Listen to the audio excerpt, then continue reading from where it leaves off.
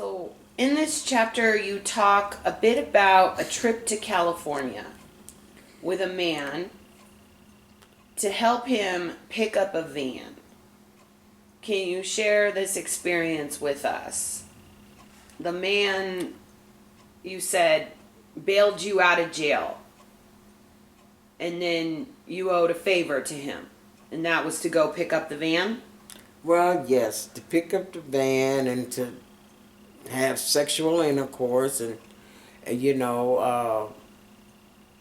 went to California. We flew out to California. We got his van, but before we can get back, he beat me so bad in California. Then we come back, and then I was held captive at his mother's house right over here. The projects ain't there no more, but it was right over here off of Colfax and Mariposa. And the reason, that stands out because he was a friend of the family. My mother always attracted these guys, and I don't know why these guys had this deal for Sweet, but Sweet didn't have these deal for these men. But then she had that instinct that she know that he was the one that got me out of jail. And well, yes, he did.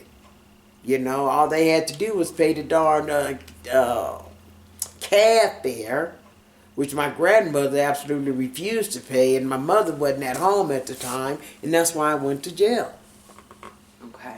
And so, he bailed me out. It was $50 fine. Mm-hmm. $50 fine, And so, yes. And then you went and picked up this van with him, brought it back to Colorado. Yes. How old was he and how old were you? Oh, no, that man, girl, let me tell you, way older than me. So I had to been like 17, because when you're 18, you off of juvenile probation. So I was still on probation. So he had to been in his late 30s or mid 30s. Mm-hmm.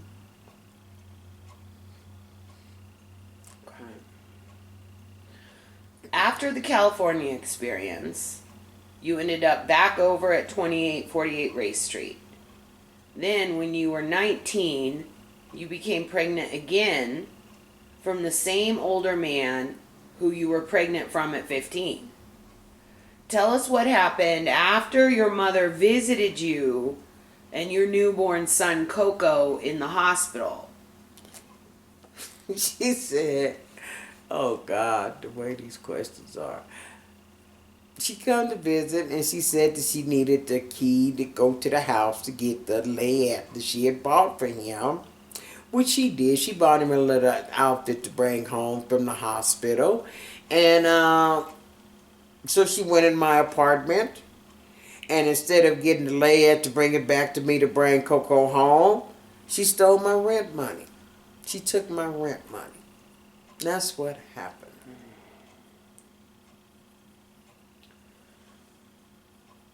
Tell us what led you and your son to moving in with your cousin Zoe.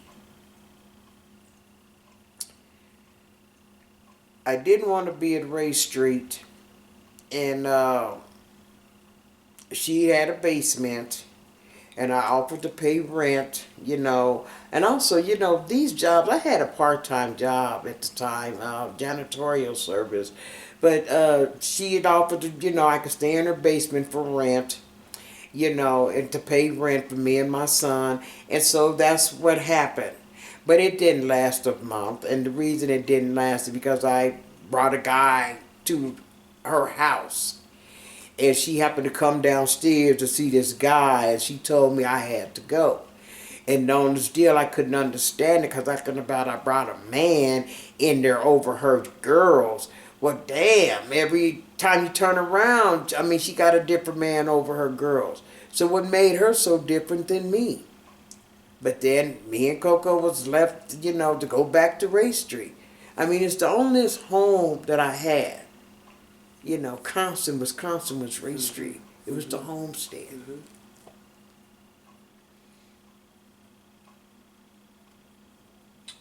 During this stay at 2848 Ray Street, the Franklin clan was finally scattered.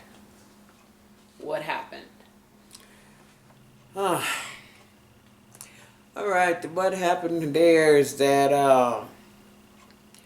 my mother's oldest siblings decided that my grandmother was ailing. It was time to get her out of that home, and so them taking Nanny out of her house, which means everyone that was in that house had to move.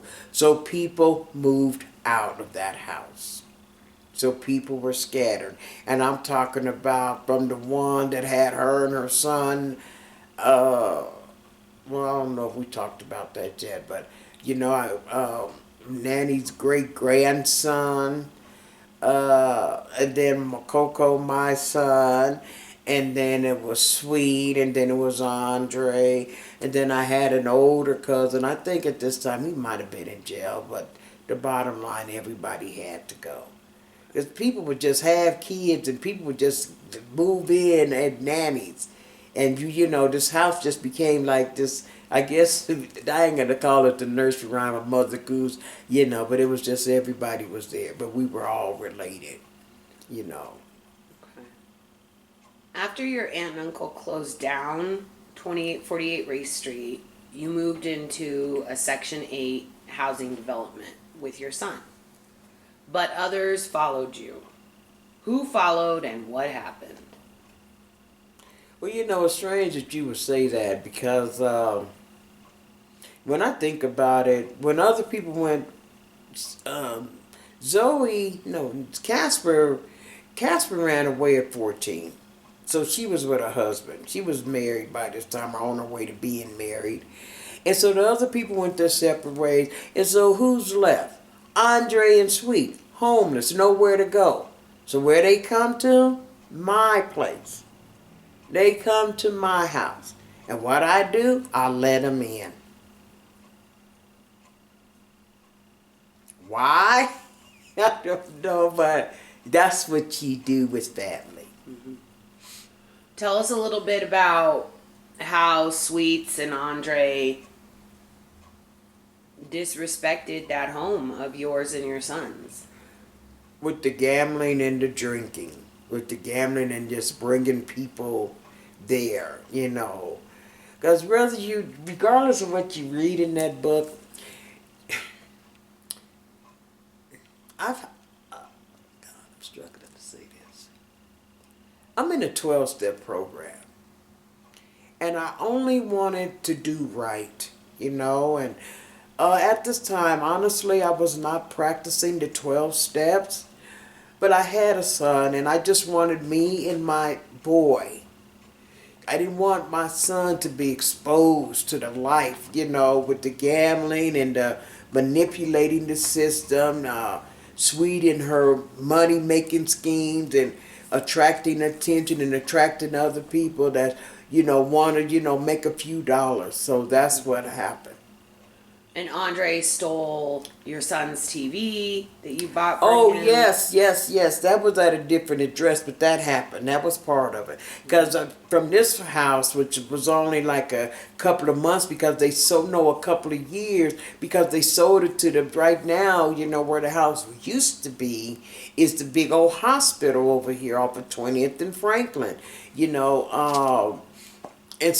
then the house down on, I leave that place and I go down the road back to pretty close to Race Street off of 30th and Lafayette. And that's when Andre, because at this time I believe that his addiction to harmful, real hardcore drugs, which was heroin and cocaine, And this is when I bought my baby a TV from the pawn shop and he stole my TV. Okay. And then we'll end on this with just that event or that part of your life. Tell us about the breaking of the windows. You had it. Andre Sweet is Sweet's live-in boyfriend. And then, of course, I had a live-in boyfriend. And then I just didn't want these people around no more. My son was taken away at this time, and so I just broke every window in the darn house except his bedroom window and my bedroom window. And I just wanted, I figured if I freeze their tail out, they would leave. But no, did they leave? No, you know? And so that was the events behind the window, busting of the windows, you know, because it was just the anger and I just got tired of it. Thank you, Rosalyn. So by this time, your brother Andre developed a very serious heroin cocaine addiction. Your mother became very scared of his unpredictable, violent, and volatile behavior. This behavior led to a devastating incident with your brother and another man. Will you share this with us? Well, believe it or not, girl, I guess she finally got her own housing, her own Section 8 housing. Your mother? My mother, sweet did. And so, you know, of course, that's, you know, that was one way. So he wasn't there with me. So he was living with Sweet and her living boyfriend, and then another brother, the eldest of the one, the boxer son. But I guess on the weekend they was drinking and drugging over there, you know, and behind a woman. I don't know what was going on, and I guess Andre was full of dope, and him and this guy got to fighting over this woman, and then he go back in, and next he go back into my mother's house, apartment, and then he grabs this knife, and I guess he turned the knife, like if he told them if they did not get out of his way, he was going to harm them, because you got to see this ugly-ass monster that he was when he be full of this drugs. And so he went out there and he you know, premeditated manslaughter. He murdered this man right there in the backyard of that place where my mother was living. That's how that happened. And I was nowhere around it. But for some odd reason, she blamed me because her son is gone, you know. Mm-hmm. Yeah, they called me the bad one. I wasn't, I just, anyway. And he was charged with this one. Oh, yes, because he was calling himself gonna leave.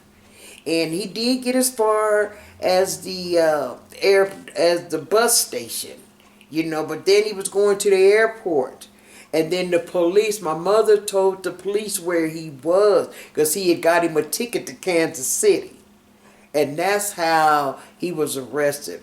You know, because he has as he got older, that whatever, regardless of what, that juvenile stuff, they may have gave him a slap on the wrist, but as an adult, they didn't. And so, yes, so he was a violent person when he used. So, yes, so she told the police how to get him, pick him up, and that's what happened. And what were the criminal consequences for Andre? Well, because he didn't plead, he did not go to trial because he thought he can just beat this deal. So they gave him 32 years because he had stabbed this man and because of his violent black background. Because he had just been in jail months prior to that behind, you know, harming, stabbing people, you know, the fighting and stuff. So, yes. Okay. Did you know the man that he killed? No, I did not. But my father had a relationship with the sister. And when the sister found out that it was my brother that murdered her brother, when the sister that was my dad was in the relationship with found out it was his son that killed her brother, she broke it off.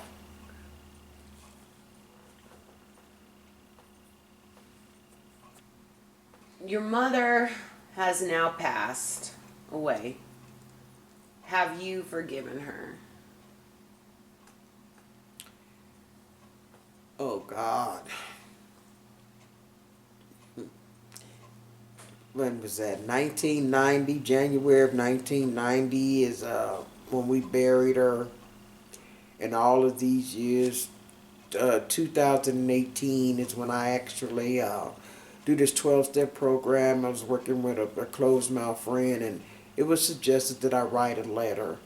And then I went to the gravesite and I read the letter to Sweets, and I've forgiven her. The odd deal is I pass her grave daily when I'm going to a meeting, and I say hello. So yes, I finally have forgiven her. Finally. Has that given you release, serenity, peace, this Oh. forgiveness? The forgiveness has given me the release, the peace, and the serenity. You know, I don't hold her. I just, you know, She was a sick woman. She was a sick woman. Mm-hmm. At the very end of this chapter, you talk a bit about your father. He was rarely a part of your life growing up. What was the reason for this? Because he was a dang criminal. You know, I believe I don't believe, but I do have memories of me and Andre living with my dad at a very early age. And then we didn't see our dad no more until we got to our mid-teens. And I remembered with this snatching of the purse, we were all the same night that we got in trouble. He had been arrested for burglary, for armed robbery or whatever he did. My dad, I will say that when I busted all my damn windows out, he did pay for the kitchen window to be fixed. He also would tell me why I got all these couches in here. This is a crash pad. And then he went back to prison. We could only have a relationship while he was incarcerated. And I don't get that piece. But, my father told me I was the apple of his eye, too, at 16. That's nice. So he was in and out of jail, but then he committed... Prison, thank you. He was in and out of prison. Then he committed a big crime that left him in prison for quite some time. Yes. Okay, so this happened in 96, and I guess he was under the influence of drugs, and he decided he's going to go and rob this hotel, and America's Most Wanted, he was captured. And then his picture was flashed across the screen. But this is the hardest because it took 20 calendar years, and anybody that understands that language, which means he did day for day, and they just let him out in 2017, and it's about I forgiven my dad, but it's also about the power of prayer. I'm praying that, God let my father out of prison so he would not die on Boot Hill, unknown, with nobody. And, this relationship, I really loved and respected my father, but my father respected me because I did what he couldn't do. In the free world, I got sober. And I guess behind the bars, he got sober as well. But he always told me that I was his role model. And he was the best thing. He was just my buddy. He was my everything, on paper and through the phone.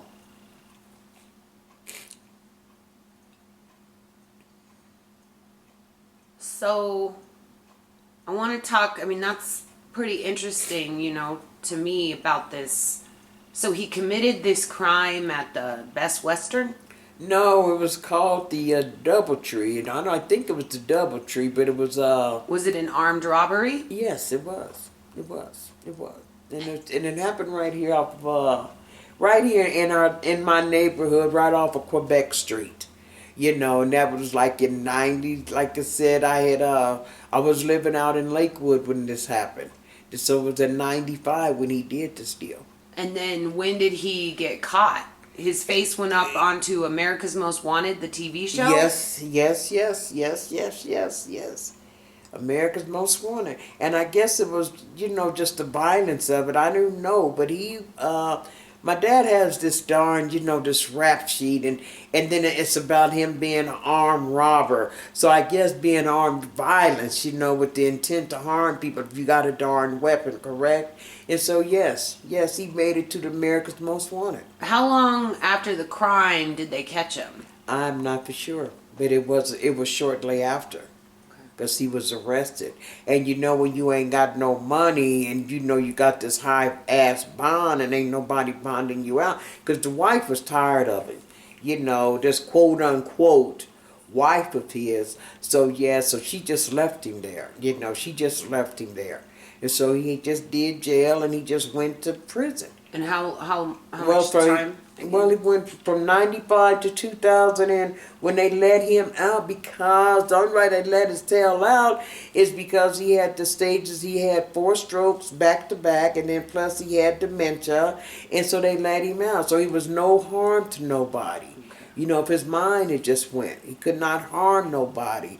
You know, I remember my father being a robust guy when I would go to prison and see him. And then when I seen this nurse wheeling my father in a wheelchair, he had just been like from this big old guy, you know, healthy man, to this shell in a wheelchair. You know, didn't even know who I was. And so that was a hard pill to swallow. Because like the conversations and just knowing who my dad was, and he was very, very intelligent, very smart, you know. Thank you so much, Rosalyn. So, this is our last question. Rosalyn, do you forgive your family who caused you so much harm and pain? Ah, goodness. Okay. You know, it's a saying, God love them and I'm trying. Yes, I do, because in order for me to walk free, I have to forgive them. You know, and the only one really that's really eats my lunch is just my brother. And I think you're not supposed to have pity for someone, but I do. You know, I do. I pity my brother because with his struggles with these drugs, you know, the last time that he tried, you know, to use dope, he wind up in the hospital on the ventilator, you know. And so now it's left him with a stroke. He walking slower than he did. His speech is very slurred. And so, yeah, so you know, I'm learning that he don't get to control me no more. And I don't have to have fear with him. So, yes, I'm learning to forgive him because I'm walking in my own newness. That's not me no more. And what about Andre and Nanny? Andre has the strokes.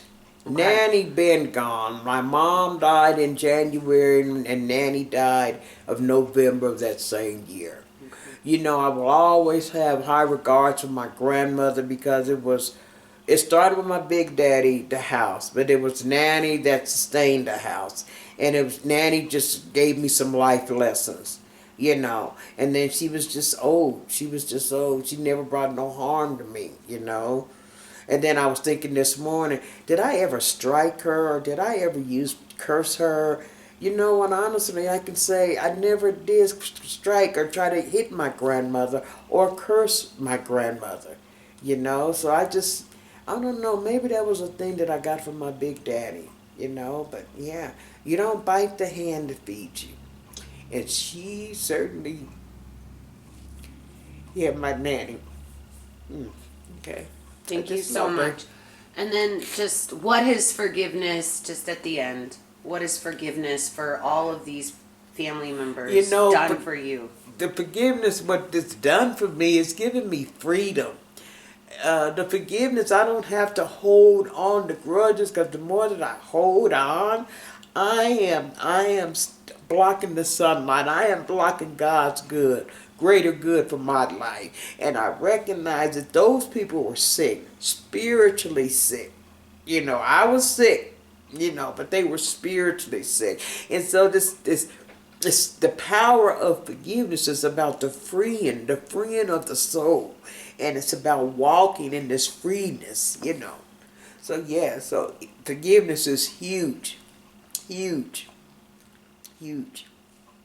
Well, Rosalyn, we are finished for today. I want to thank you so much for going super deep with us and sharing your story, and especially sharing, you know, the experiences that you have gone through and a little summary of chapter 3, Sweet's Daddy and the Franklin Clan. I think we hit it pretty good. Thank you so much, Rara. We'll see you next week. See.